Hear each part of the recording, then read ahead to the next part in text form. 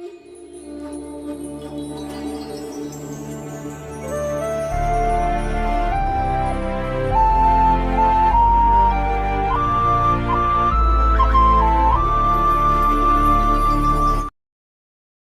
Friends, పరీక్షలకి సిద్ధమయ్యే చిట్కాలు, tips and tricks ఈరోజు వీడియోలో తెలుసుకుందాం. అంటే మనం ఎలా చదువుకుంటే మనం ఈజీగా రాయగలం, మనకు గుర్తుండాలంటే ఏం చేయాలి, అలాంటి విషయాలన్నీ ఈరోజు వీడియోలో తెలుసుకుందాం.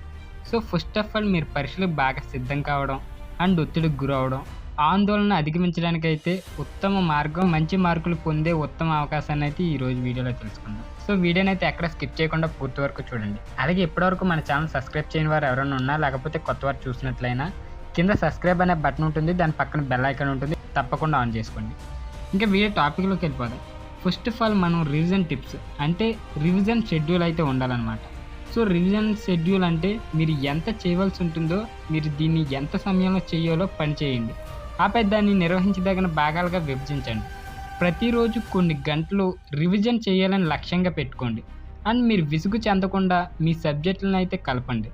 సో అన్నీ మనం రివిజన్గా, అంటే మనం ఒక్కసారి సార్ చెప్పి మళ్ళీ రివిజన్ చేసుకుంటూ ఉంటే ఆటోమేటిక్గా ఈజీగా ఉంటుంది అనమాట. Find a revision style that suits you, అంటే మీకు ఏ విధంగా సూట్ అయ్యే ఉంటాయో, అంటే మీకు సరిపోయే క్వశ్చన్ అండ్ ఆన్సర్ని చూసుకోండి.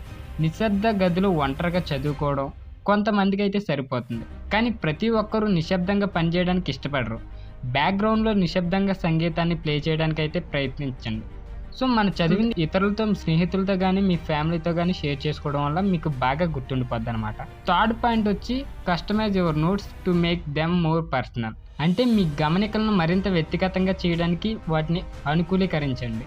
కలర్ కోడింగ్ అండ్ పోస్ట్ కార్డులపై గమనికలు, రేఖా చిత్రాలు లేదా మీ అంశాన్ని నేర్చుకోవడంలో మీకు సహాయపడే వాటితో ప్రయోగం చేయండి. మీరు ప్రతిదీ అర్థం చేసుకున్నారని అయితే నిర్ధారించుకోండి.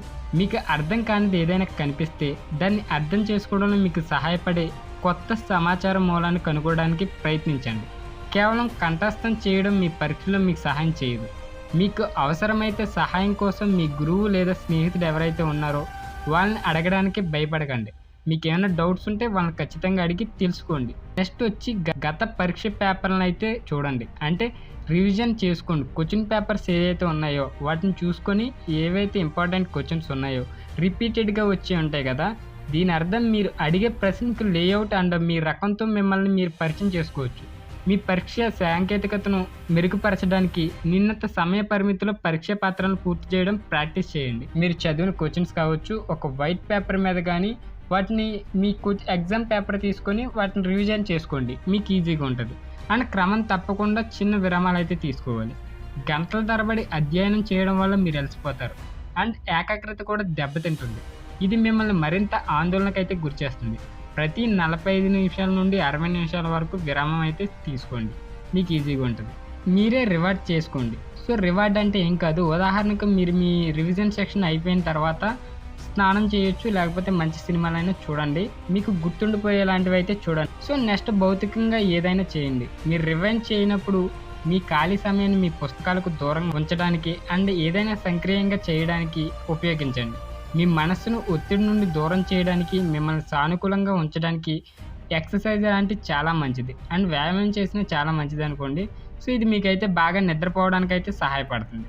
ఇంకా నెక్స్ట్ వచ్చి సహాయం కోసం అడగండి. మీరు ఒత్తిడికి లోనవుతున్నట్లయితే మీరు విశ్వసించే కుటుంబ సభ్యుడు కానీ, లేకపోతే టీచర్ కానీ, లేకపోతే మీ ఫ్రెండ్ కానీ, అలాంటి వారితో మాట్లాడడం చాలా ముఖ్యం అన్నమాట.